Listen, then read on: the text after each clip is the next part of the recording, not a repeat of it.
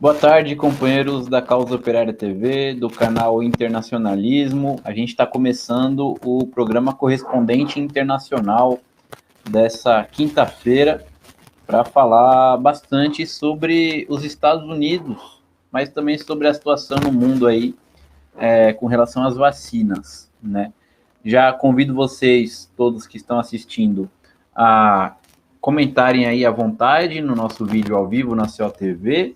A gente vai interagir aqui, como sempre. Também a curtirem o nosso vídeo, né? Isso daí ajuda o ranqueamento do YouTube. A compartilharem nas suas redes sociais, Twitter, Facebook, Instagram, Telegram, WhatsApp, e-mail, todas as redes sociais aí que vocês têm, nos grupos, nas páginas, nas mensagens privadas. E, além disso, vocês também podem se inscrever, né, na Causa Operária TV. Somos mais de 90 mil inscritos. E tornar-se membro também do nosso canal por apenas R$ 7,99. Isso daí ajuda financeiramente a Causa Operária TV, já que a gente não é mantido por capitalistas nem pelo governo. A gente só é mantido aí pela contribuição dos trabalhadores conscientes da necessidade de uma imprensa forte que lute pelos seus interesses. Também convido todo mundo a se inscrever no canal Internacionalismo, canal aí ligado à Causa Operária TV, que reúne, né, os programas de noticiário internacional do nosso canal, reúne o podcast O Mundo em Uma Hora, reúne os programas Conexão América Latina e Correspondente Internacional. Então, se você quiser assistir o programa depois, você vai no canal Internacionalismo, porque não vai estar na COTV, só no canal Internacionalismo que você vai poder assistir, e tem conteúdo também exclusivo no nosso canal, com vlogs aí. Vocês podem acessar os vlogs aí do companheiro Cláudio Martini, direto da Espanha, né, falando como está a situação, a renúncia aí do Pablo Iglesias do Podemos da Política, a mobilização de militares espanhóis para a reunião de Ceuta na fronteira com Marrocos e o crescimento do fascismo na Espanha, né?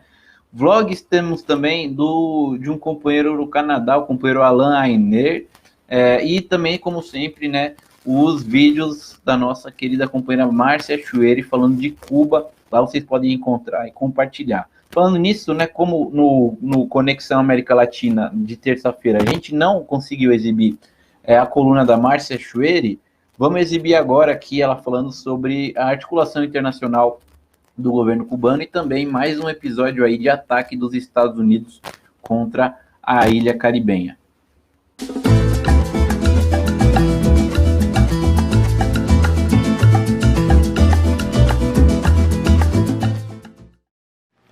Olá, hoje é 25 de maio de 2021, fala Márcia Chueri, direto de Cuba. Na sexta, 21 de maio, Cuba participou pela primeira vez com status de país observador da reunião do Conselho da Comissão Econômica Euroasiática. A Comissão Econômica Euroasiática é uma comunidade econômica formada pela Rússia, que é a economia mais forte do grupo, o Cazaquistão, a Bielorrússia, a Armênia e o Quirguistão. É possível que você não tenha ouvido falar dessa organização, mas ela é importante tanto em termos econômicos como geopolíticos. Embora tenha sido formada em 2015, sua origem remonta aos anos 90.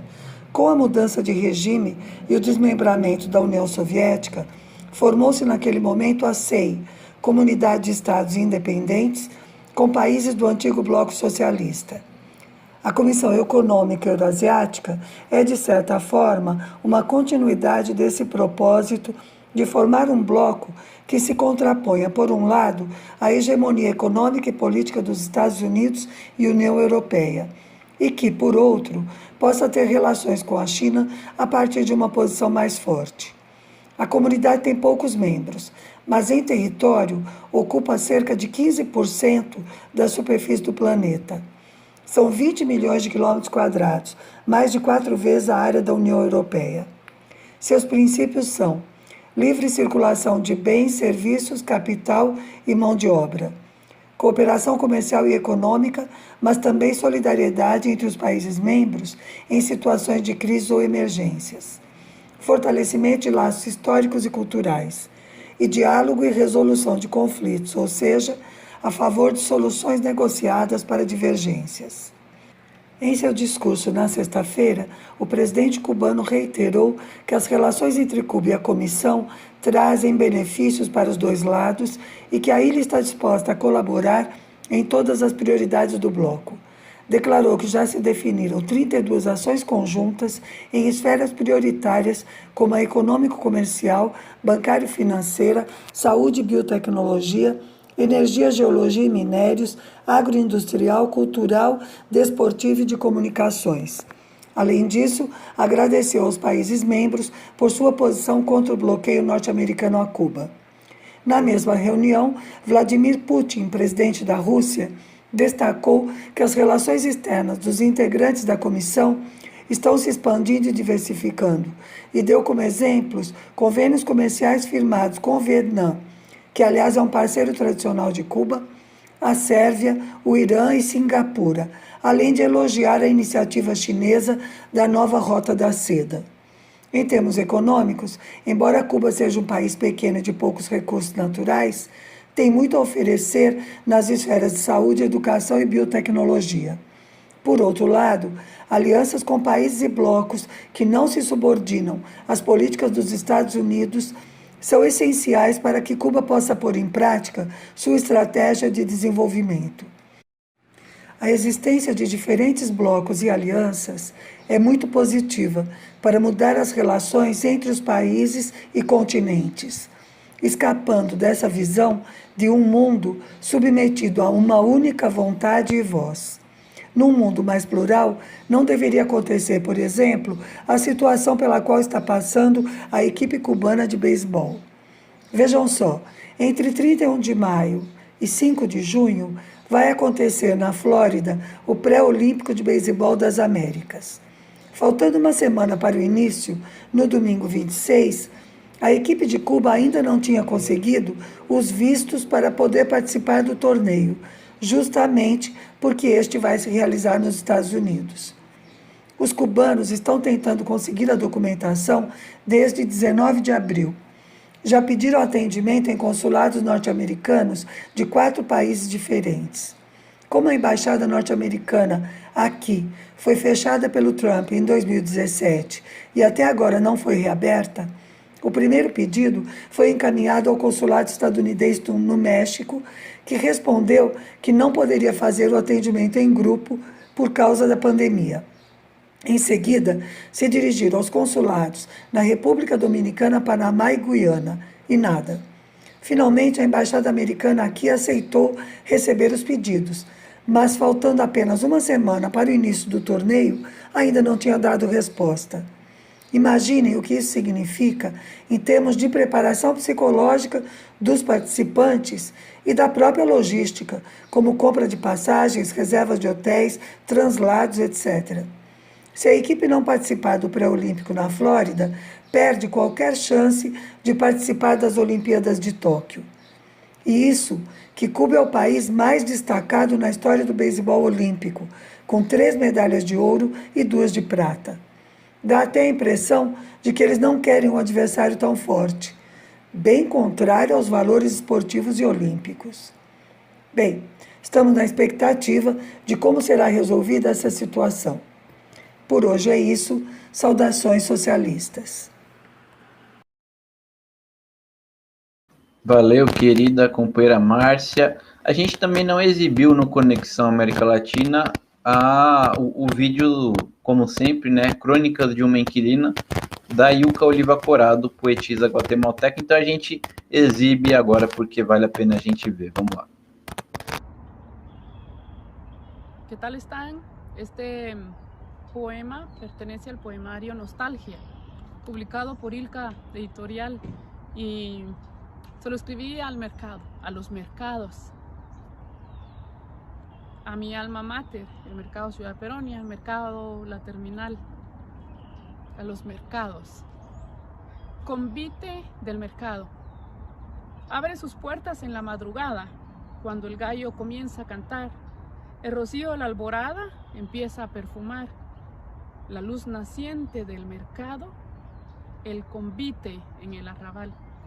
Dulce aroma de papayas dulces, mangos maduros y el melonón, papas, bledos, tomate, chipilines y el corazón, de la vendedora que grita, que ofrece la venta sin sumisión, quintal de maíz encostalado, frijol, azúcar y rapadura, cuelgan los cirios de la viga, trenzados con hermosura, endosados los ajos, perchada la carga de leña, amontonada la red de pino, carbón y manzanilla, colorido rojo del clavel que despierta el día. Convite de mercado, único tumulto que no ahoga.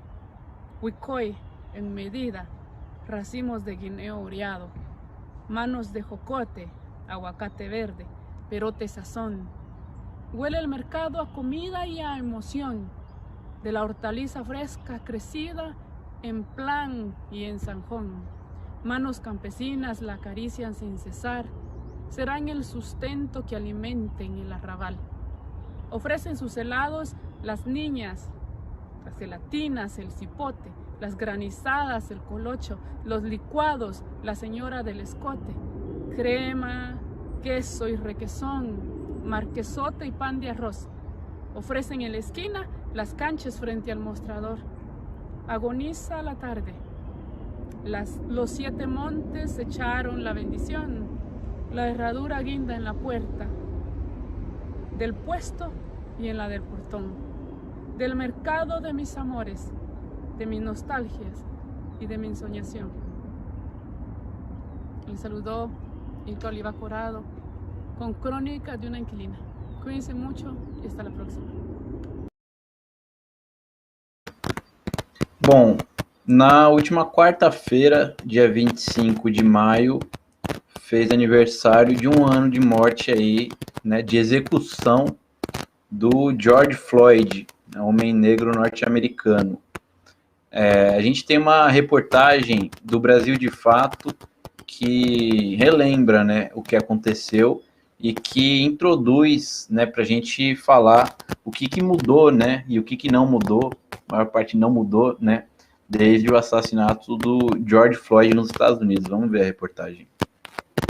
Há exato 1 ano, em 25 de maio de 2020, o mundo assistia atônito às imagens que registraram as súplicas de George Floyd, brutalmente assassinado pelo policial Derek Chauvin. A divulgação das imagens nas redes sociais se tornou a faísca de um levante antirracista global contra a violência policial.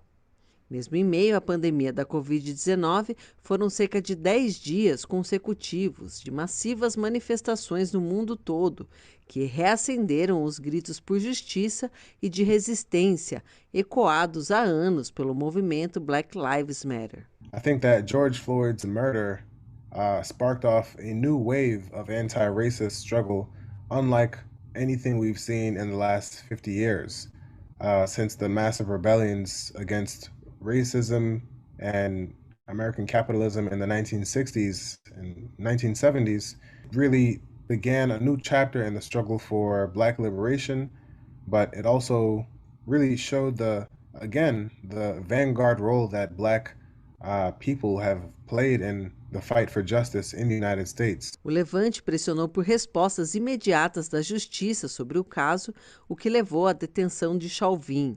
Em 20 de abril deste ano, o júri considerou o policial culpado em todas 3 acusações de homicídio contra o ex-segurança negro. O juiz publicará a sentença em 2 meses, a partir da data de decisão popular, e a pena pode chegar a 40 anos de prisão. A decisão é uma conquista histórica, mas um caso isolado, já que a população negra continua sendo sistematicamente alvo de violência policial nos Estados Unidos. I mean, it took 35 million people protesting and, also people protesting in 60 different countries just to send one police officer to prison.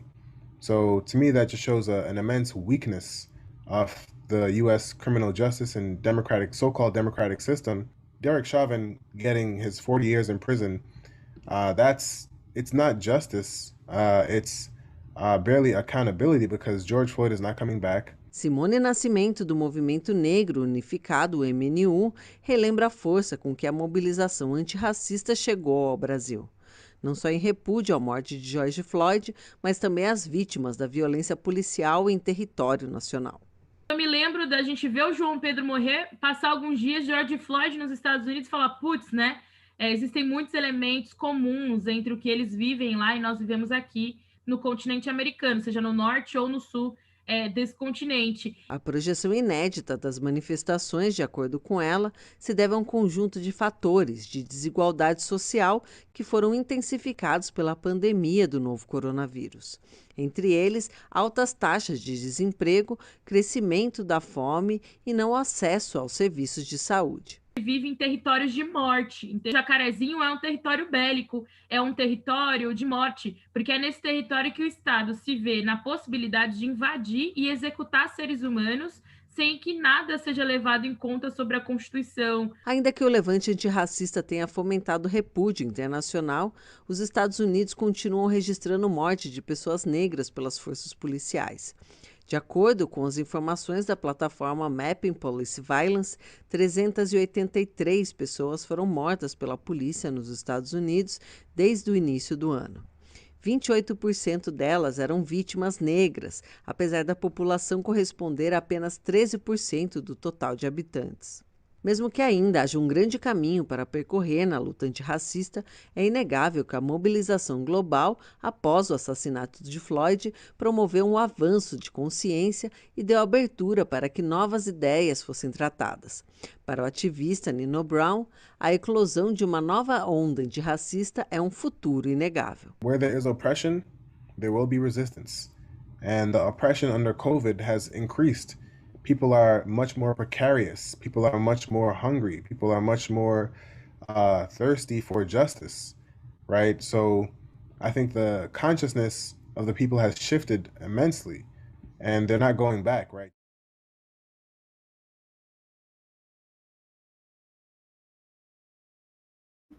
Bom, vocês viram aí, né, um dado muito interessante. Desde o início do ano, 333 pessoas foram mortas pela polícia nos Estados Unidos. 333 pessoas. Não é a Colômbia, não é o Brasil, são os Estados Unidos. Sendo que desses 333, 28% eram negros. Mas a população negra nos Estados Unidos é de 13%. Então, mais do que o dobro com relação ao percentual de negros nos Estados Unidos, mostra que a polícia, né, nos Estados Unidos tem um alvo preferencial, preferencial que são os negros, né?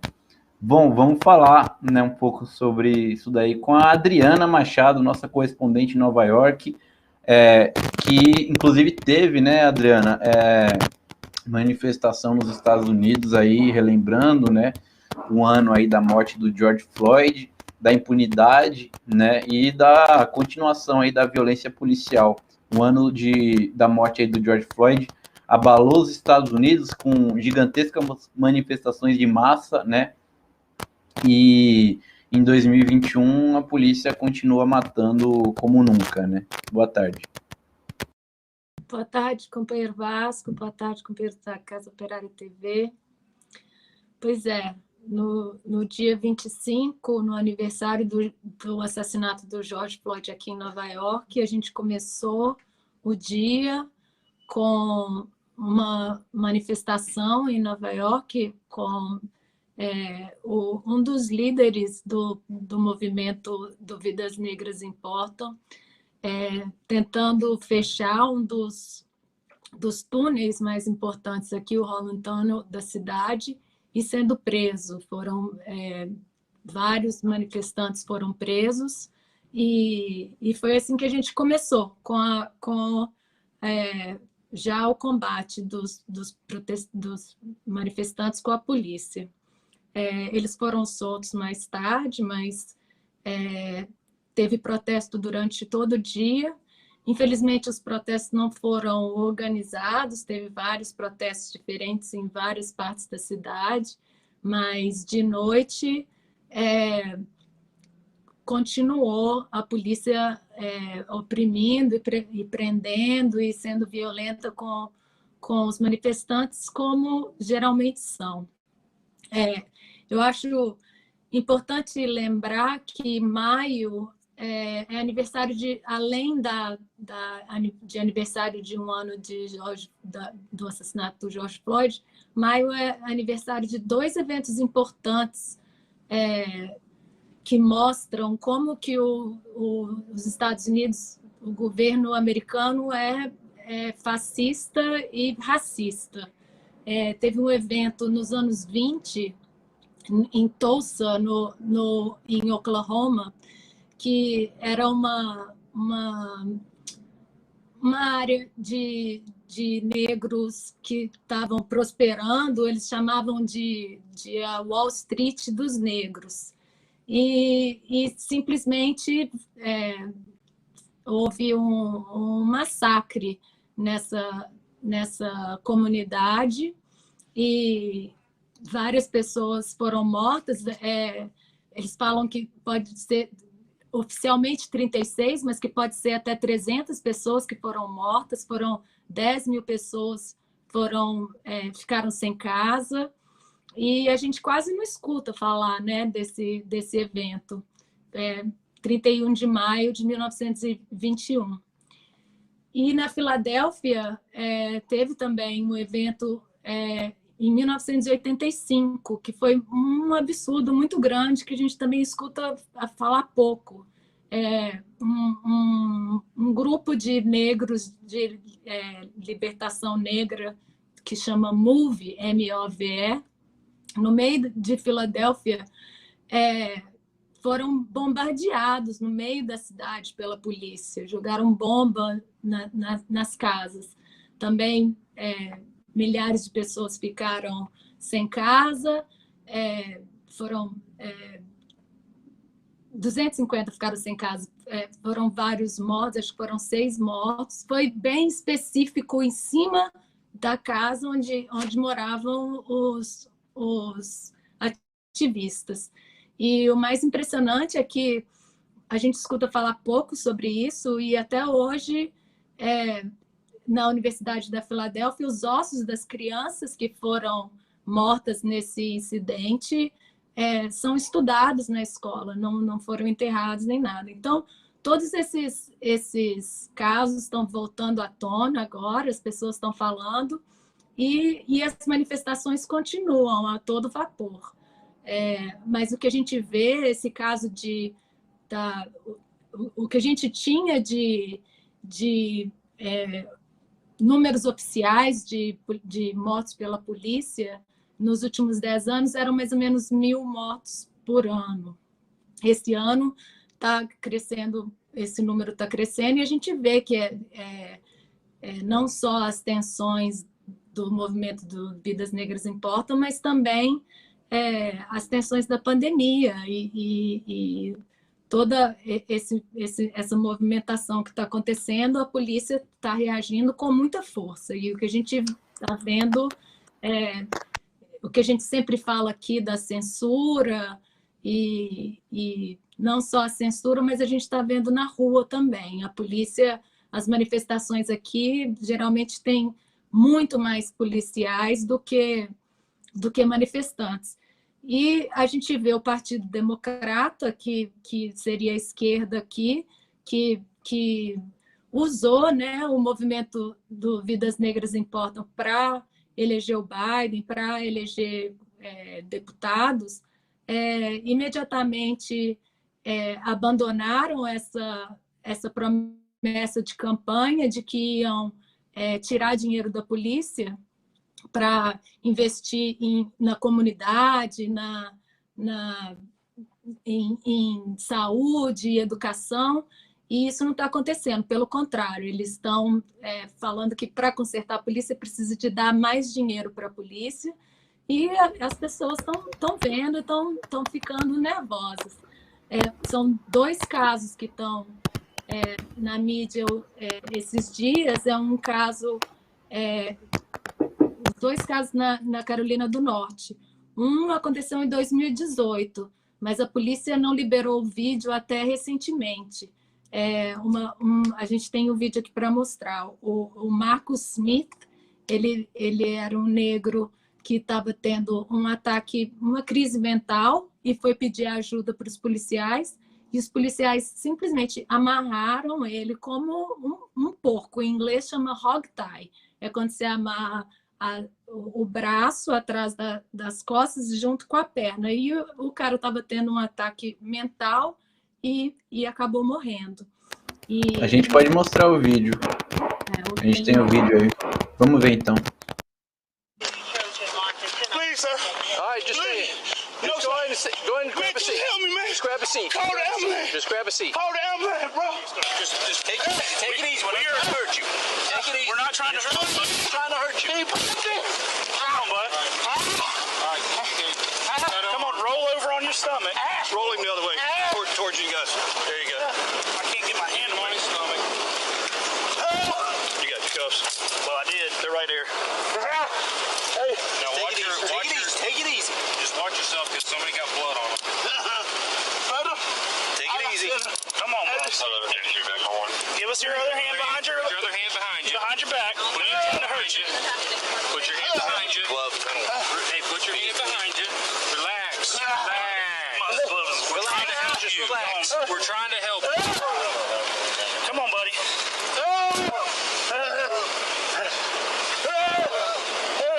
Come on, man. There we go. He's secured. Come on, bud. He ain't gonna get out of there. Is there blood? I don't think so. Yeah, he's bleeding somewhere. Let's just go ahead and do this. And if you guys could help me carry him to the truck. Então, a gente viu aí o Marcus Smith tendo uma crise mental, pedindo ajuda para os policiais, e os policiais amarraram ele e ele morreu. E eles guardaram esse vídeo desde 2018.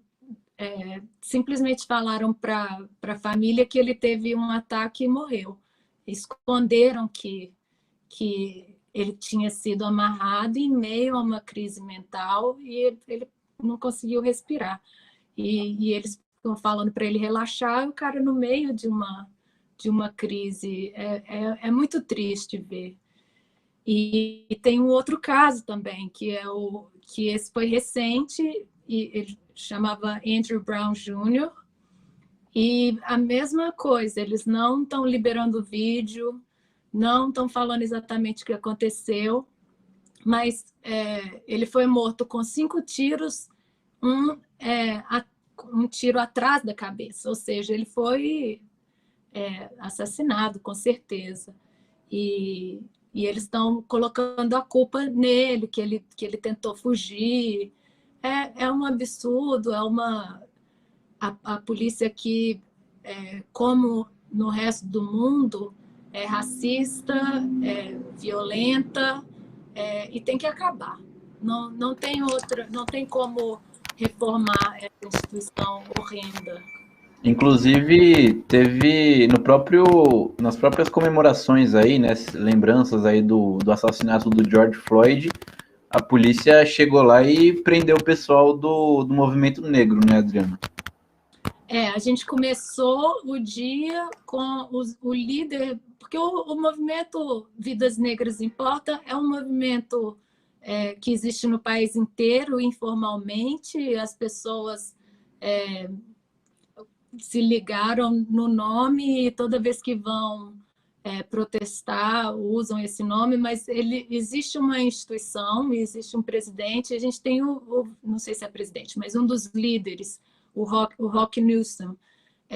A gente tem o vídeo também, ele sendo preso logo de manhã, 9 horas da manhã, tentando manifestar, protestar o ano de assassinato do George Floyd.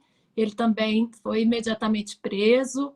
A gente ligou para a polícia para protestar, teve campanha para fazer ligação, e ele acabou sendo libertado. E ele é uma pessoa pública, então eles têm que ter mais cuidado, né? Inclusive, teve um candidato a prefeito que foi preso junto com ele, outra líder também, Newsom, que foi preso, mas imediatamente foram presos, 9 horas da manhã, no começo dos protestos. A gente pode ver o vídeo. Black lives they matter here. Black lives they matter here. Black lives they matter here. Black lives they matter here. Black lives they matter here. Black lives they matter here. Black lives they matter here. Black lives they matter here. Black lives they matter here. Black lives they matter here. Black lives they matter here. Black lives they. Isso são as pessoas mais famosas, mais de destaque no movimento. O que a gente vê, o que eu escrevi no texto lá do canal Internacionalismo sobre os protestos aqui em Nova York, é que a maioria do massacre da polícia em cima dos manifestantes a gente não vê. Ontem, dia 25 à noite, foram vários presos, e a gente vê que os protestos diminuíram, porque a pressão da polícia é tão grande, a violência é tão grande, no meio da pandemia, as pessoas sabem que se saírem para protestar, a chance de ser presa é muito grande, e a gente viu até as mulheres que estavam no protesto, os protestos estavam grupos pequenos, durando muito e indo atrás da polícia nos precintos, e a gente viu os policiais tirando a roupa das mulheres no meio da rua, na hora de prender do protesto. Uma coisa inacreditável, uma violência horrorosa que só está piorando com a tensão que vai crescendo e crescendo. O país está realmente a ponto de explodir.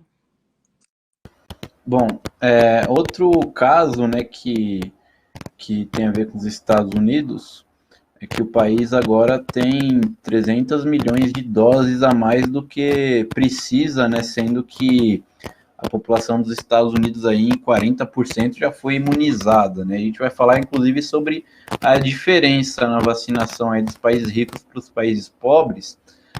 Isso daí tudo tem a ver com a questão da propriedade, né, sobre as fórmulas aí, desenvolvimento e produção das vacinas, e iniciou-se aí uma pressão internacional, né, por parte das populações aí dos países pobres, né, dos movimentos populares, tudo, e países, né, que não têm acesso à vacina, ou então alguns países, né, como a China, a Rússia, né, países oprimidos também, defendendo a quebra das patentes das vacinas. Isso daí pressionou o próprio governo dos Estados Unidos, o presidente Joe Biden, a defender publicamente, né, da boca para fora, pelo menos, aí, a quebra das patentes das vacinas. A gente tem uma outra reportagem do Brasil de Fato que explica um pouco essa situação, e depois que a gente exibir a reportagem, a gente comenta um pouco aí sobre essa questão aí da disparidade da vacinação pelo mundo. Vamos ver. Situações extremas pedem medidas extremas. Foi com essa justificativa que a gestão de Joe Biden mudou a posição americana diante da Organização Mundial do Comércio e passou a apoiar a quebra temporária das patentes das vacinas contra a Covid-19. A patente ela é apenas uma permissão, é apenas uma garantia de que, se uma indústria local for produzir, a companhia que desenvolveu a patente ou que hoje em dia é dona da patente simplesmente não vai fazer um processo, não vai ativar a Organização Mundial do Comércio contra a outra, né, a indústria competidora local, vamos dizer. Então, a Pfizer não vai processar uma indústria brasileira ou tailandesa ou sul-africana. Embora o novo posicionamento americano tenha sido recebido como um ato humanitário, é impossível dissociar essa decisão do fórum político. O Biden está numa posição política muito delicada, tendo sucedido Trump, não apenas em termos da presidência, mas em termos do Estado dos Estados Unidos no cenário geopolítico mundial. Os Estados Unidos tinham uma trajetória de ser um país líder na geopolítica mundial, líder do mundo capitalista, e com o Trump essa liderança ficou muito diminuída. E essa postura do Biden, esse posicionamento do Biden é uma tentativa de reativar, de ganhar essa liderança de novo. A suspensão da propriedade intelectual da tecnologia usada no combate à pandemia tem como objetivo acelerar a campanha de vacinação mundial, favorecendo, sobretudo, países em desenvolvimento. O Brasil seria um dos mais beneficiados, mas o governo Bolsonaro mantém posição contrária à resolução. Em linha com a trajetória do enfrentamento da Covid que a gente viu nesse último ano e alguns meses já, por exemplo, na questão de não fechar acordos com, por exemplo, a própria Pfizer, né? As próprias companhias que hoje estariam disponibilizando suas patentes, essas próprias companhias já tentaram vender para o mercado brasileiro, já foram rejeitadas no passado, né? Agora está mudando, mas já ocorreu essas conversas e já ocorreu decisões contrárias a isso. Então, e claramente desfavorecendo, né, a saúde pública brasileira. Isso é um histórico que está muito claro já, né, que as decisões do último ano e meio, vamos dizer assim, do ponto de vista de saúde federal, né, no Brasil, elas têm sido muito detrimentais à saúde brasileira. Além de prejudicar a própria população, a postura do governo Bolsonaro enfraquece o Brasil no cenário mundial. Nós somos um dos 10 maiores mercados mundiais. E a gente está voluntariamente deixando de usar essa influência que a gente tem, essa influência do nosso mercado, essa força. É uma mensagem que, ao fim e ao cabo, as companhias farmacêuticas, o que elas querem? Elas querem fazer lucro, elas querem vender os produtos. E se um dos 10 maiores mercados diz, ok, eu não vou comprar, né? Ou, ok, eu não vou ameaçar a ordem natural do mercado de hoje, então a gente está voluntariamente dando um passo atrás e dizendo, olha, não olhem para mim, eu não vou ser importante, eu não vou usar a força que eu tenho, né? Então, isso manda uma mensagem que diminui a força brasileira nas negociações, né, políticas, e também é uma coisa interessante, pode haver também um efeito mais de longo prazo, que é o seguinte: o Brasil, por ser um desses maiores mercados, ele ainda é capaz de negociar preços menores, ele ainda é capaz de usar esse tamanho do mercado, tamanho de recursos, para dizer, bom, eu exijo um preço mais baixo, né? Nesse comportamento de quem diz, não, tudo bem, eu não vou entrar nesses acordos, não, tudo bem, vocês podem ficar com as patentes de vocês, a gente também arrisca perder a influência e ver no futuro mais e mais preços mais caros de medicamentos, porque a gente está deixando de ocupar essa posição na mesa de negociação. Achei importante a gente falar tudo isso, ao fim e ao cabo, são negociações que se faz a nível global.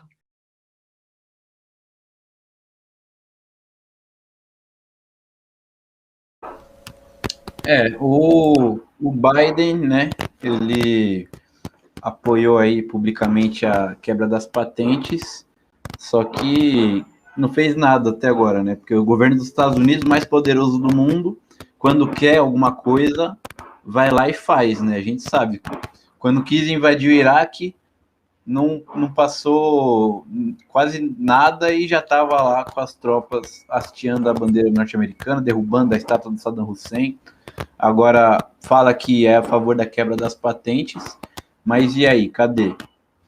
Quando que as patentes foram quebradas? Ainda não aconteceu nada, né? E aí a gente vê, né, a disparidade aí. Acho que a Adriana pode falar um pouco sobre essa notícia de que até julho os Estados Unidos vão ter 300 doses a mais do que o necessário, sendo que a população já está imunizada em 40%, né? 40% da população norte-americana já está imunizada. Você quer falar um pouquinho sobre a questão dos Estados Unidos, Adriana? Daí depois a gente fala sobre a questão internacional das vacinas. Aqui em Nova York já tem 60%, eu acho, vacinado. O que eles estão fazendo agora é as promoções, porque o que acontece é que historicamente, houve muita...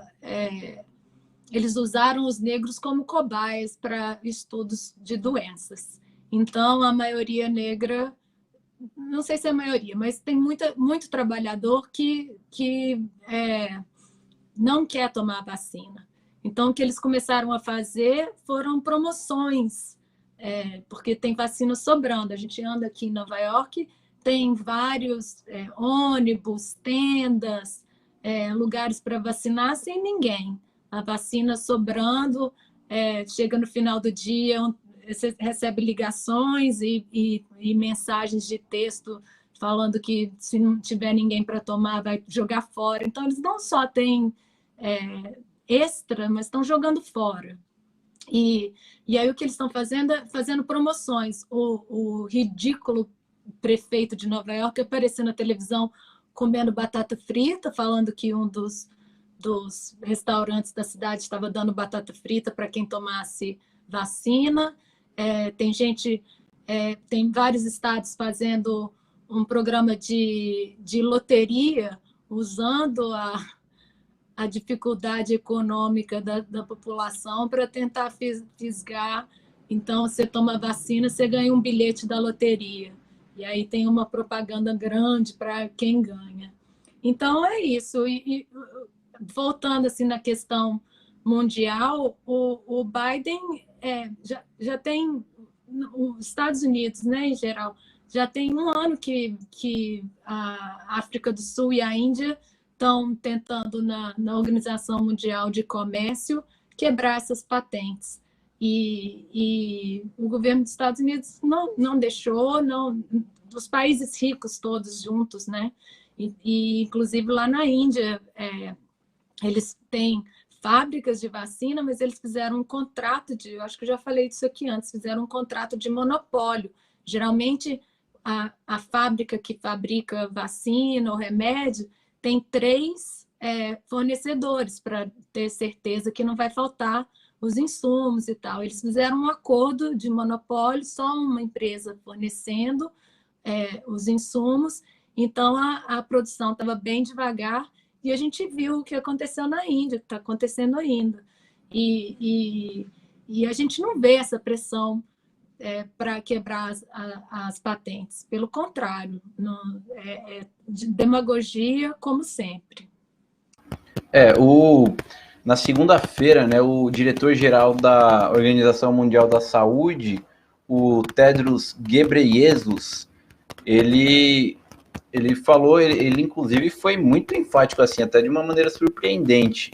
Ele falou que um pequeno grupo de países controla o destino do mundo. E acho que palavras mais sábias nunca foram ditas por um diplomata aí, da burguesia, né? Tão verdade assim.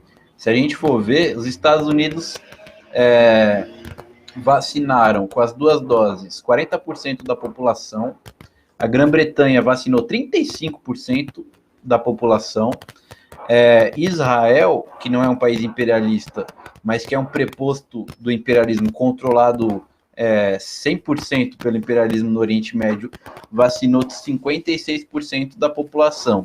E só a título de comparação, né? América Latina, que é uma semicolônia dos Estados Unidos, né? Enquanto os Estados Unidos imunizaram 40% da população, o subcontinente aí, explorado e oprimido pelos Estados Unidos, vacinou 3% da população, né? A Índia, que é uma ex-colônia da Grã-Bretanha, mas que na verdade nunca deixou de ser um país oprimido, né? E dependente do imperialismo britânico, também vacinou 3% da população de mais de 1 bilhão e 300 milhões, enquanto a Grã-Bretanha vacinou 35% da população. Israel, que imunizou 56% da população, oprime, como a gente já discutiu aqui, como está acontecendo, reprime os palestinos, e apenas 4% da população da Palestina foi vacinada contra o coronavírus, enquanto que Israel vacinou 56%, e é muito conhecido, inclusive, né, se vocês forem pesquisar aí na internet, vocês vão ver notícias de denúncias de Israel impedindo que a vacina chegue na Palestina, né? Temos aí um exemplo que ficou muito noticiado aqui no Brasil, porque concerne justamente a nós, né, que é os Estados Unidos impedindo que a vacina russa Sputnik V seja aplicada aqui no Brasil, né? Ou então impedindo que na América Latina cheguem as vacinas. Então, a gente viu aí essa notícia de que até julho vai ter 300 milhões aí de doses disponíveis a mais aí nos Estados Unidos, né? Doses extra. O país já tem 40% de imunizados, enquanto que o quintal dos Estados Unidos tem 3% da população imunizada. A África corresponde a 2% apenas dos vacinados no mundo inteiro, sendo que tem 15% da população mundial vivendo na África, né? Porque as notícias na África, né, por ser um continente assim tão destruído, tão devastado, né, tão pobre, oprimido, que a gente que vive num país pobre não faz nem ideia de como que é na África, né? Pelo fato de a África ser desse jeito, a gente não tem informações exatas sobre o que acontece lá, ainda mais com relação à saúde e ao coronavírus.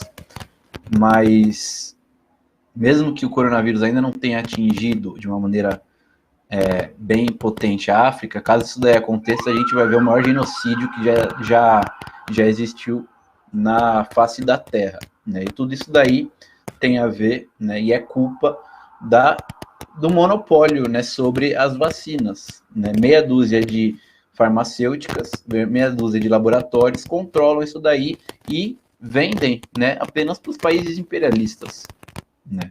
A gente vê esses exemplos dos Estados Unidos e Grã-Bretanha e compara com os países oprimidos que são subordinados, né, e explorados por essas potências, e a gente vê um verdadeiro apartheid, né, de vacinas no mundo inteiro, como a própria OMS, né, chegou a falar. É uma vergonha que a gente vê isso daí. Isso daí também o coronavírus está deixando muito nítido o que é o imperialismo, né, para todo mundo, o que é a opressão e a desigualdade, né, a desigualdade causada pela opressão da burguesia internacional, da burguesia imperialista, sobre os povos, principalmente os povos dos países atrasados. Você quer fazer um comentário, Adriano, para a gente fechar o programa? Quero comentar que aqui nos Estados Unidos eles ficaram animados com o tanto de vacinas que deram, que as vacinas estão funcionando por enquanto, e anunciaram que não precisa mais usar máscara, o que é um absurdo. Todos os cientistas falando que não se sabe o que vai acontecer com as mutações. Então, ao mesmo tempo que eles vacinam todo mundo aqui e deixam o mundo inteiro sem vacinar, eles não pensam que, enquanto o mundo inteiro está sem vacina, o vírus vai mudar e vai acabar voltando para cá, né? É um absurdo. Estão abrindo as escolas. Aqui em Nova York não vai ter nem escola remota mais, pela internet mais, vai ser tudo presencial, enquanto todos os cientistas falam que isso é um absurdo. E a outra coisa para quem acha que o Trump era melhor que o Biden, lembrar que o Trump ficava chamando o vírus de vírus chinês, e o Biden agora está falando que o vírus veio da China, que escapou do laboratório da China, e tem até jornais e imprensa da esquerda repetindo isso, que pode ter sido vindo da China, e aí crescem as tensões, né, da China, que a gente já sabe que é o objetivo do Biden. E a outra coisa é a questão das Olimpíadas, que no Japão, apesar de ser um país desenvolvido também, eles não têm vacina, acho que 3% da população está vacinada, e eles estão querendo cancelar as Olimpíadas, mas o Comitê Internacional das Olimpíadas não está deixando. Então, eles vão, até agora, estão planejando de receber um tanto de gente para assistir os Jogos, para julgar os atletas, e sem vacina, sem proteção nenhuma. Então, o que a gente está vendo é que os capitalistas estão pensando só no lucro, como sempre, e que estão deixando a gente para morrer. Então, que eu acho que todo mundo tinha que sair no dia 29 com muita vontade de mudar esse sistema. Valeu, Adriana, obrigado aí pela sua participação, como sempre. Nossa correspondente em Nova York, Adriana Machado, e valeu todo mundo que acompanhou, especialmente aqui ao Carlos Adustos, Rude Pride, Unite and Fight, a Cecília Maria e também a Thaís Marchiori, que acaba de se tornar membro da Causa Operária TV. Muito obrigado, companheira Thaís Marchiori, que está sempre aqui com a gente nos atos em São Paulo, com certeza vai estar sábado aí na Avenida Paulista também. Bom, vamos terminando por aqui. Já vocês assistem o J5 ao vivo na COTV. Não esqueçam de se inscrever no canal Internacionalismo. Tchau, pessoal. Até mais.